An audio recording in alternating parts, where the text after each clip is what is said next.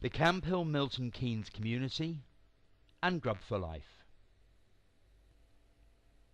The Camp Hill mission is to create a living and working community where people with learning disabilities may reach their full potential in the spirit of lifelong learning. Camp Hill Milton Keynes community provides for over 50 residents who live together with volunteer staff and their families in 10 separate households. Together, they form a community of over 100 people living on several sites on the neighbouring housing estates of Pennyland and Willand Park. The ethos of life here is for residents to live with and be supported by co-workers and employees. The objective is a commitment to helping residents become more self-reliant in a community setting. Residents are supported in their free will and as such are provided with the opportunity to cook for themselves, choose their own diets, as well as treats from local restaurants and takeaways. But a common problem seemed to be occurring across the community. After 6 months of joining, both Camp Hill residents and co-workers alike started to put on weight. On average, they would each put on an average of 10 kilos per person. There was a problem. I'm David Perry and I'm Interim Chief Executive for Camp Hill. Camp Hill Milton Keynes is a very diverse community and we have upwards of 100 people. We have adults with learning disabilities, we have long-term co-workers, we have short-term co-workers. In particular, our short-term co-workers, it's the first time they've been away from home, they've come from all parts of the world and everything is new, and asking them to cook and prepare meals is a challenge. I think we found that we have the diverse community and we needed guidance and support in trying to provide nutritional balance. The new co-workers and new residents, I think you could say their waists increased within 3 to 6 months of coming to Camp Hill. Shirley Owens, and I'm Service Delivery Manager. And my job here is to make sure that all the residents get the right care and support. So I'm overall in charge of care and support. There were a great number of differences with residents. Some residents were overweight, some residents were underweight. When I was going around in houses sharing meals, I observed that there was a great variety of different foods, and that I felt that we didn't have any understanding of the nutritional values and the impact that diet could have. We were aware that when co-workers who come to stay in the community for a gap year put on weight very quickly. And yet they were young, they were fit, they were healthy. So it clearly indicated that it must be about the way that we had our meals. My name is Charmaine Dipgrond. I am one of the house coordinators here at the community. The problem is more than one-fold, because we have quite a number of young volunteers that come in every year, and they stay for a year. They have various different skills that they bring along with them.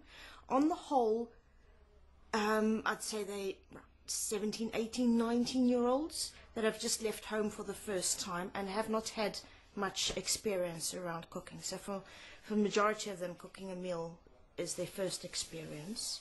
So there's that. There's the behavioural experiences from the residents on the other side. So you have people that will eat certain types of food, not eat certain types of food, or have different requirements, like diabetes, for instance, where they have specialised meal requirements.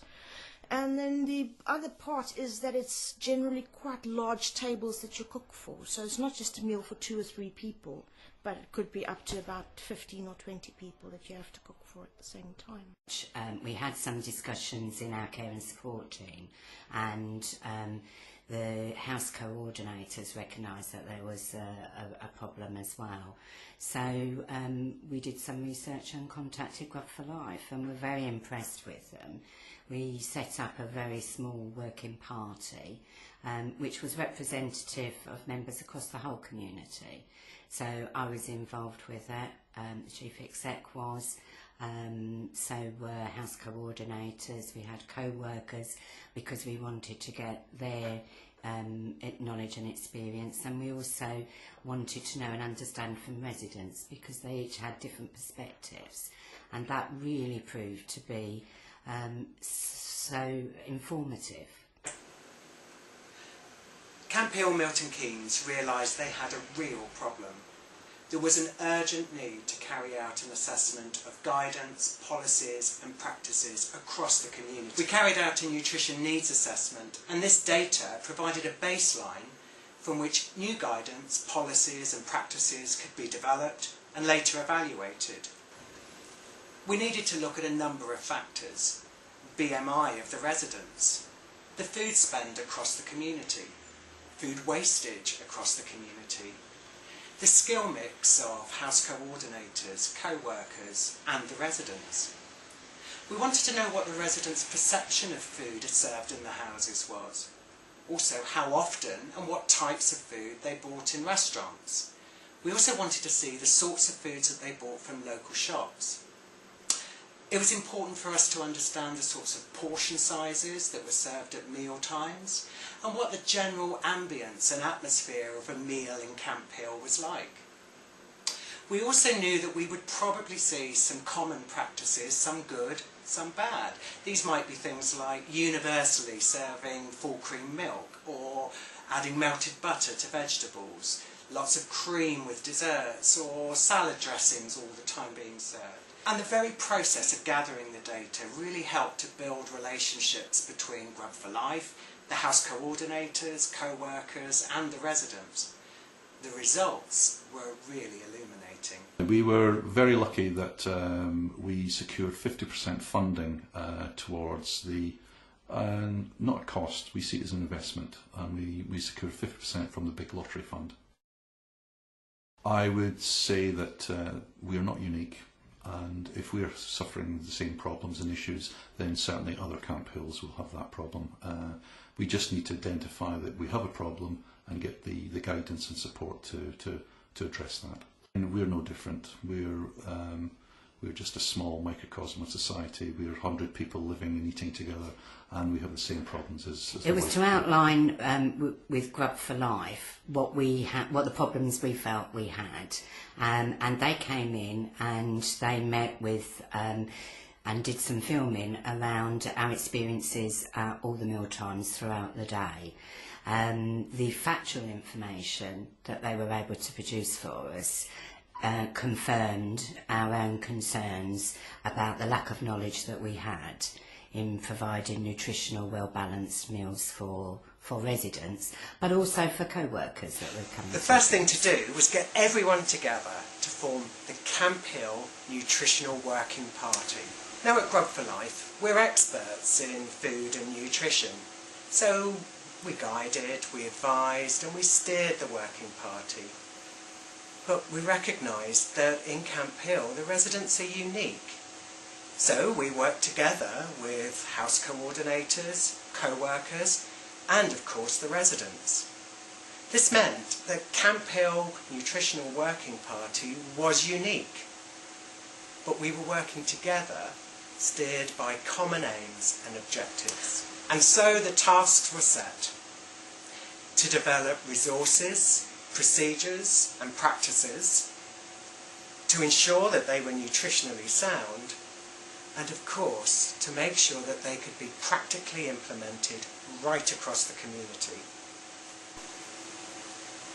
The Camp Hill Nutritional Working Party met for around 2 months to agree a range of outcomes to fulfil the needs of the residents and co-workers within the community.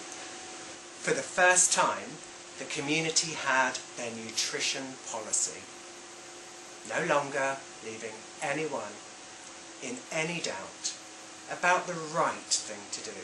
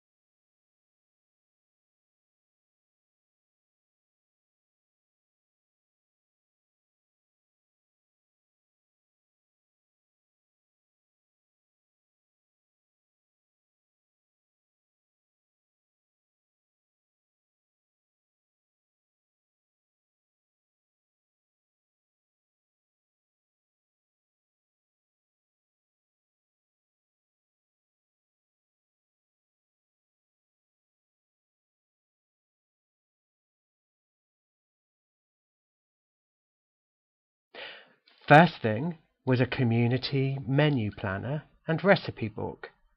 It showed a template weekly menu with the days when meat, fish, poultry, or vegetarian meals should be prepared. This ensured all the meals are balanced through the week and that there were no more last-minute decisions based on just what was left in the store cupboard. To go with the menu planner is a wide range of recipes based around meat, fish, poultry and vegetarian ingredients. Each recipe produces dishes in exact yields of 10 adult portions. This helps keep portion sizes and the nutritional content at the right levels. All the recipes are nutritionally analysed, and each is accompanied by pictures showing exactly how the meals are meant to look and how they should be presented. And to make sure that the recipes are used in the safest way possible, it was agreed to produce a nutritional reference manual. Very proud. The reference manual essentially forms the Camp Hill Milton Keynes community's food and nutrition policy. It acts as a toolkit, a reference point for senior managers and house coordinators. It also guides the community around preparing and cooking their own seasonal ingredients. There's a special focus on key nutrients like iron, calcium, and essential vitamins and minerals, and where these are found in specific foods. The manual outlines ingredients with hidden salt, sugar, and other nutritional nasties. In short, the reference manual contains every piece of information the community might ever need about healthy eating and meeting the nutritional needs of everyone who lives there. So, menus are planned, recipes for each day are selected from the recipe manual, allowing everyone to plan, shop and cook with time to spare. The reference manual is on hand whenever there's a question about good nutrition. But what about the staff on the front line, the co-workers who are implementing this? Establishing resources and putting them into action are two different things. So, for the first time, there's also a series